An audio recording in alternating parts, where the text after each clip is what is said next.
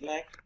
Yeah. So this next slide here is simply a one-page value proposition. These are the things that I've learned from you guys by going through the courseware. On the left-hand side was that 5 ways of knowing. I've learned that I have to have the knowledge of my head, heart, gut, hands, and feet in order to have a full and complete understanding of the world around me. It's not enough just to have it in my head. I have to feel it in my heart, and that is connected to my purpose.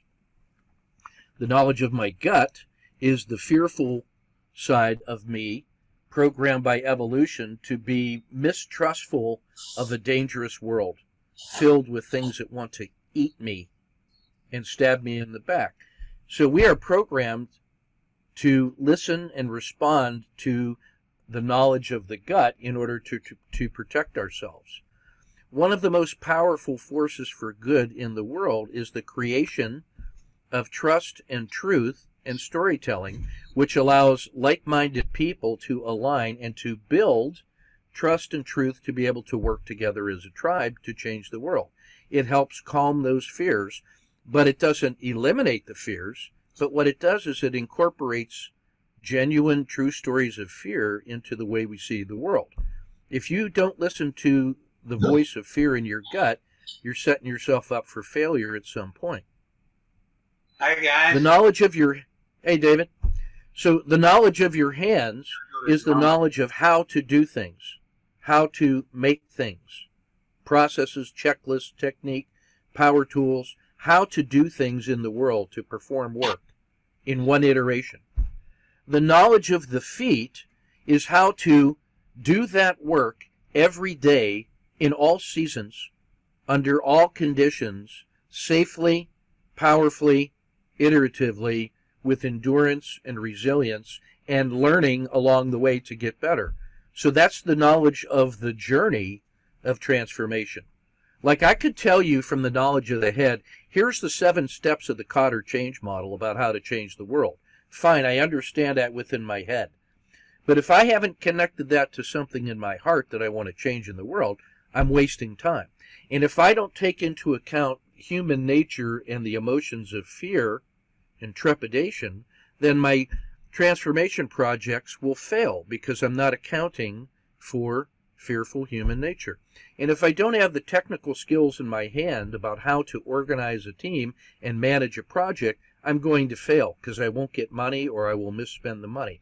And if I don't know how to endure over many years, I will run out of enthusiasm and emotion and I won't be able to persist on the journey. So I have to have all 5 of those things if I propose to change the world, because the world is a large place.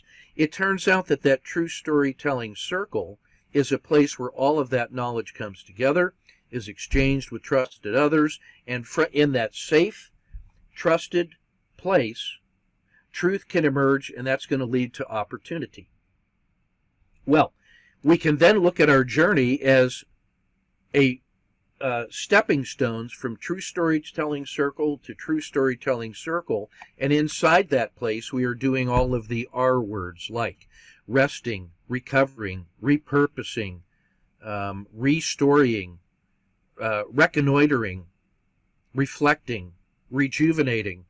All of those things is what happens in a true story circle in a safe and trusted place until such time as you have the energy and inspiration to go do something else, and then you can pick whichever other path that you want to go to. So you have this series of safe spaces and journeys that we walk, with stories being developed along the way as we learn. And that story of the roundabout, then, is part of the story of the walking man and the 5 ways of learning. And so as I studied that over the last couple of years under your tutelage, it emerged a couple formulas that safety, trust, truth, and opportunity is what happens inside of that circle and why it works. But now that I have this opportunity, what do I do with it? It turns out that innovation that lasts is the next formula. That there is a battle between the forces of transformation and consolidation or conservation. or status quo. So on the left-hand side, if you want to make transformation, innovation that lasts, you have to have purpose and action and artifacts. And if any one of those is zero, that whole equation solves to zero. So you must have purposeful action towards something you value. Oh, that's true storytelling. You have to take action in the world to change it. It won't change because you wish. It changes because you changed it. And then you must have artifacts in order to create scale and leverage to compete in a global world of change. So you need these artifacts like stories, movies, books, workshops, videos, meetings, histories, journals. All of those things create leverage that allow us to scale in the world. On the other side of the equation, you have the forces of inertia, culture, and status quo that cause the enthusiasm to dissipate. Inertia will make everything wind down unless you've locked in a sustainable process that creates value.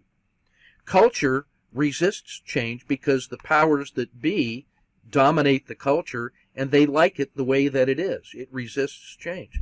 And the status quo itself makes enough people happy enough that they don't want to give up the little that they have for the hope of something beautiful that they don't believe is going to happen, because they've seen so many good ideas fail that they become content with the status quo. And so those three things, fat, dumb, and happy, conspire to defeat innovation that wants to change the world. The moderating variable on this is leadership, because leadership is discretionary resources entrusted by the tribe to decide when to go and support innovation. And so my message to leaders is always, unless you have skin in the game where you are taking personal and professional risk on the innovation, then by default you are on the side of fat, dumb, and happy. You are on the side of inertia, culture, and status quo because of your privileged position. So, sir, your leadership is fat, dumb, and happy. Change my mind. That's the default position. So, if you want a leader to be on your side of the equation, you have to give them reasons why it should work. You have to make the business case for why true storytelling can work. And so that's my area of interest, is how do you take good ideas, turn them into prototypes that can work, that demonstrate success, and then scale and leverage that until you have an irresistible momentum. So the way that you do that is that blue arrow. It starts in a true storytelling circle that begins with my 5-minute advice to my 20-year-old self. The sound of you telling the truth to yourself resonates with so much truth that it has these powerful features. You're not just giving that to the world. You are actually letting them hear what truth sounds like. And you are practicing telling the truth. And then other people can see you telling the truth in public, and that's powerful. They know that it's possible. And when you see and hear and tell the truth, you can actually feel the presence of truth in the room. And then you recognize that all you have to do is be the truth in the world. And that is a powerful way to integrate all 5 ways of knowing. Like, I could tell you all day with my head, hey, you should try to tell the truth because it's a good idea. And your head may understand that, but until you feel that in your heart and deal with the consequences, what's the fear of telling the truth? Ever seen anybody get smashed because they told the truth in public? Yeah, 100% of the time I've seen that happen. Well, 99.9% of the time.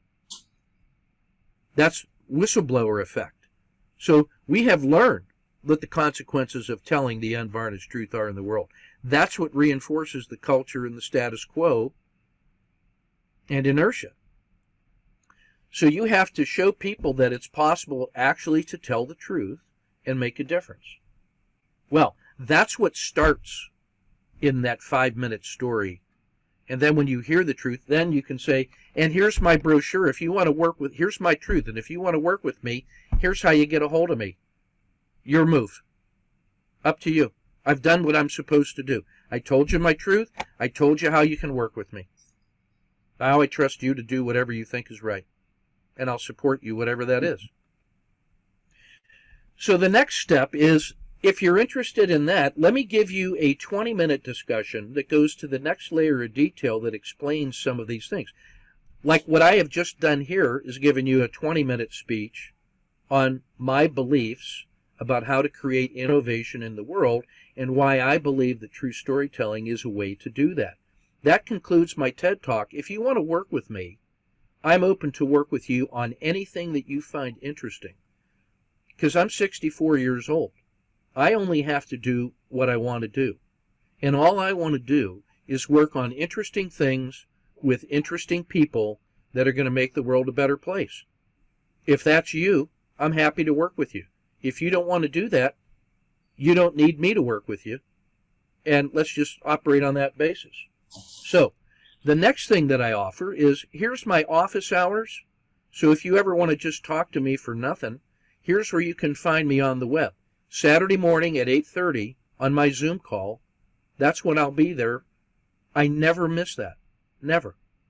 And I'll talk to anybody about anything at that time. Then, in addition, I teach specific workshops to people to learn how to change the world. So now